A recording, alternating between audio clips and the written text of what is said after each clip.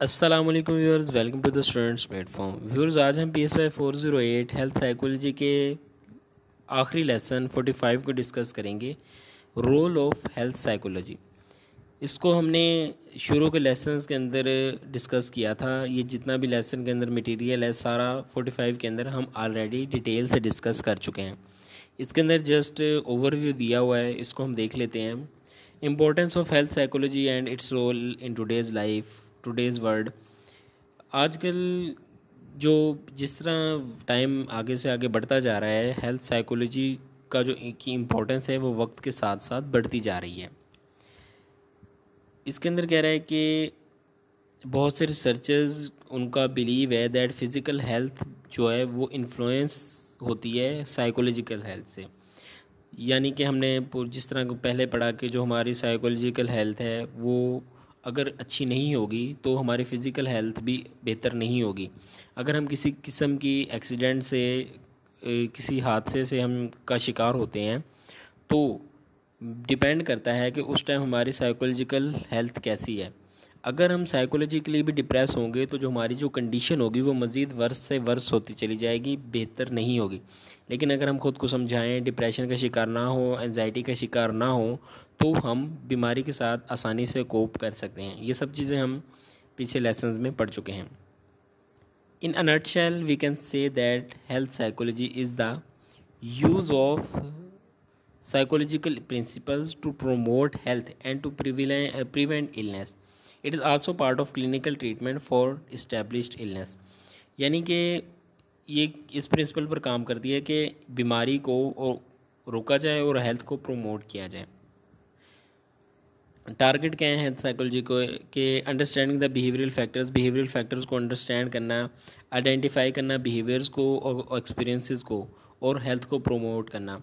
और इसके अलावा उन बिहेवियर्स को एक्सपोज करना जो कि इलनेस का कॉज बनते हैं, हमारी हेल्थी लाइफ को इफ़ेक्ट करते हैं। और जब ये बिहेवियर हम एक्सपोज हो जाएंगे, जो बिहेवियर एक्सपोज होते हैं, फिर उनका इलाज करना, उनको बिहेवियर्स को ख़त्म करना। जिस तरह एक स्मोकिंग बिहेवियर है जिससे जो बंदे की जो रेगुलरिटी एक्सरसाइज, एक स्मोकिंग हो गई, उसके अलावा डाइट हो गई और लैक ऑफ रेगुलर एक्सरसाइज, ये सब चीज़ें जो हैं ये इस तरह के बिहेवियर्स का हिस्सा हैं जो कि अनहेल्दी हैं।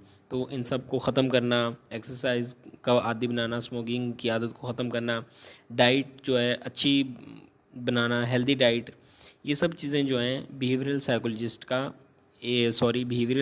कह रहा हूँ, हेल्थ साइकोलॉजिस्ट का एक हिस्सा है कि हेल्थ साइकोलॉजी जो है किस तरह काउंसलिंग करते हैं बंदे की, किस तरह माइंड की बिल्डिंग करते हैं, माइंड किस तरह बनाते हैं, किस तरह चेंज करते हैं कि वो इस तरह के बिहेवियर अडॉप्ट करता है बंदा जो कि जिनके अंदर जो है डिज़ीज़ के चांसेस जो हैं वो कम होते हैं।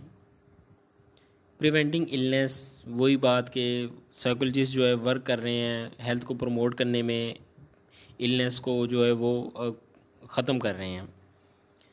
और इसके अलावा कह रहा है कि एजुकेशन पर भी ये ज़्यादातर ज़ोर देते हैं कि इस तरह की तालीम दी जाए जिसके अंदर इलनेस से प्रिवेंशन के बारे में बताया जाए, हेल्थ को प्रमोट करने के तरीके सिखाए जाएं।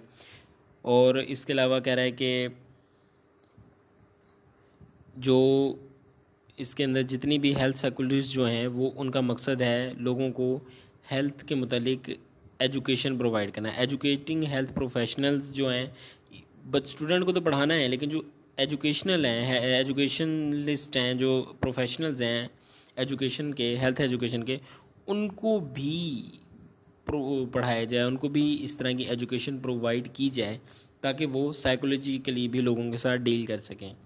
Exploring the effect of disease के इफ़ेक्ट को एक्सप्लोर करना, यानी कि जो भी डिज़ीज़ होती हैं उनके हमारे बिहेवियर पर, हमारे माइंड पर क्या असर पड़ते हैं, उनको जानना, उसके बाद उसी के मुतालिक उसी हवाले से फिर उसकी रेमेडी तैयार करना। Psychologically healthy individual who gets severely injured say now has many different practical issues to contend with that will in run affect their psychological well-being। एक बंदा जो कि इंजर होता है किसी भी एक्सीडेंट की सूरत में, तो वो सिर्फ फिज़िकली इंजर्ड नहीं होता, मेंटली भी उसको बहुत ज़्यादा असर होता है इस चीज़ का। तो साइकोलॉजिस्ट जो हैं, हेल्थ साइकोलॉजिस्ट हैं, उसकी काउंसलिंग करते हैं, उसके माइंड को इस तरह का बनाते हैं कि वो अपनी बीमारी के साथ लड़ सके।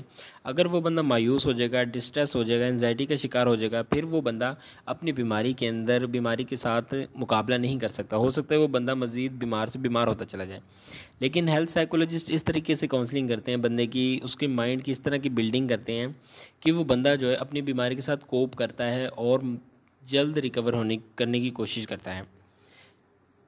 Critical analysis of health psychologist, इसके अंदर कह रहा है कि एक्सप्लोर कर रहे हैं कि हेल्थ पॉलिसीज़ जो हैं वो किस तरह इनइक्विटीज़ और इनक्वालिटीज़ और सोशल इनजस्टिस को जो हैं एक्सप्लोर कर रही हैं। This expands the scope of health psychology beyond the level of individual health to an examination of social and economic determinants of health. अच्छा, मैं ज़्यादा इसलिए इसको एक्सप्लेन नहीं कर रहा क्योंकि ये सारी चीज़ें ऑलरेडी हम पढ़ चुके हैं। यहाँ पे दो इंपॉर्टेंट टर्म्स हैं इम्प्रूविंग डॉक्टर्स पेशेंट कम्युनिकेशन के अंदर, डॉक्टर सेंटर्ड और पेशेंट सेंटर्ड।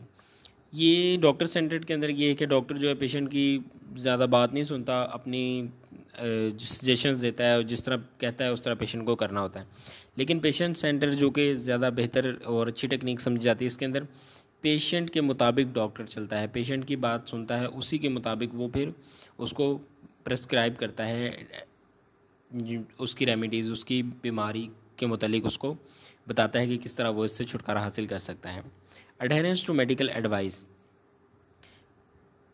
लोगों को के लिए चाहिए कि वो जो डॉक्टर्स हैं मेडिकल एडवाइस जो देते हैं, जो भी प्रिस्क्राइब करते हैं अद्वियात, जो उसके अलावा डाइट वगैरह बताते हैं, या फिर उनको बताते हैं कि किस चीज़ से उनको दूर रहना है, कौन सा काम करना है, कौन सा नहीं करना, इन सब चीज़ों पर अमल करना भी बंदे के लिए ज़रूरी है।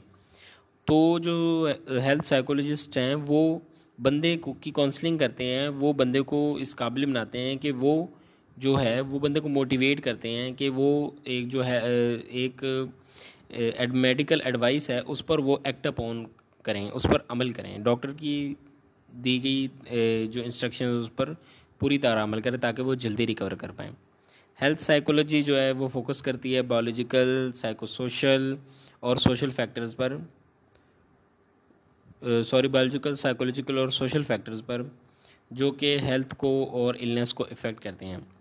बहुत से हेल्थ साइकोलॉजिस्ट जो हैं को परफॉर्म कर रहे हैं on the best way to promote healthy living and prevent disease and और how people react psychologically when they are diagnosed with an illness. 5 major health psychology के अंदर एस्पेक्ट्स हैं जिनको हम पहले काफ़ी डिटेल से पढ़ चुके हैं। माइंड बॉडी कनेक्शन है, साइकोलॉजिकल एडजस्टमेंट है, प्रिवेंटिंग डिजीज़ है, ऑप्टिमिज्म है।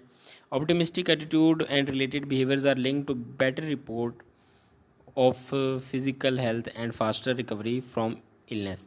सोशल सपोर्ट है, फैमिली की सपोर्ट हो गई, फ्रेंड्स की सपोर्ट हो गई। उसके अलावा some potential attraction of careers in health psychology हैं कि helping others, promoting health, challenging job, team environment होता है। जॉब अपॉर्चुनिटीज़ जो हैं वो हेल्थ साइकोलॉजिस्ट के लिए जिस टाइम की आपके हैंडआउट्स हैं उस टाइम तो बहुत कम अपॉर्चुनिटीज़ थी, पाकिस्तान जैसे कंट्रीज़ में तो बहुत ज़्यादा कम थी। तो अभी वक्त के साथ साथ इनकी जो हेल्थ की अपॉर्चुनिटीज़ बढ़ रही हैं, प्राइवेट और सोशल सेक्टर्स के अंदर, स्कूल्स के अंदर, उसके अलावा सर्विसेज एजेंसीज़ के अंदर, मैनेजमेंट काउंसलिंग सर्विसेज के अंदर जो है इनकी बहुत ज़्यादा ज़रूरत है और वहाँ पर इनको जो है वो काउंसलर के तौर पर या फिर एज ए हेल्थ साइकोलॉजिस्ट के तौर पर इनको हायर किया जा रहा है। व्यूअर्स, अल्हम्दुलिल्लाह हमने हेल्थ साइकोलॉजी का PSY 408 का अपना जो है कोर्स कंप्लीट कर लिया है। आई होप कि आप लोगों के लिए बहुत ज़्यादा हेल्पफुल होगा। आप लोगों से रिक्वेस्ट है कि मेरे चैनल सब्सक्राइब कर दें, बेल के आइकन पे भी प्रेस कर दें और पेपर के बाद लाजमी बताइएगा कि ये आप लोगों के लिए कितना हेल्पफुल साबित हुआ है। मिलते हैं जल्दी नए लेसन्स के साथ। टिल देन टेक केयर, अल्लाह हाफिज़।